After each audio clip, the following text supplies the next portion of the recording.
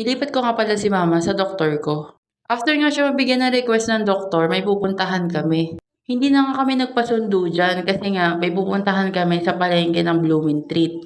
Habang naglalakad nga kami dyan, nakita ni mama yung tindahan ng mga kutkutin. Bumili nga siya ng mani dyan, which is mura lang. I think mga wholesale to. Pwede ding retail. Halos nga yung mga tindahan dyan, nag-i-stop over kami kasi may binibili kami ng kung ano-ano. Tuwang-tuwa naman si mama.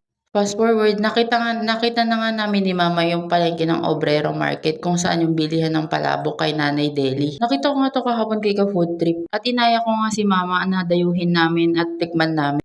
Nung pagpunta nga namin, 5 agad ang in-order ko. Medyo dumadami na din ang customer ni Nanay. 1/4 na lang nga yung sauce niya, sa tingin ko mauubos na. Nakakatuwa naman yung mga ibang vlogger na pinapasikat yung mga small business owner. Kaya eto ngayon si Nanay sumisikat na nga. Pina-take ko na nga lang ito at iuwi na sa bahay. Bili namin sa Obrero yung palabok ni Nanay. Tikman natin.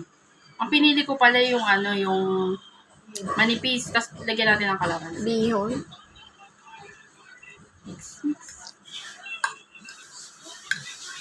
Masarap pa. Fairness. Sulit ang pag-aantay kay Nanay.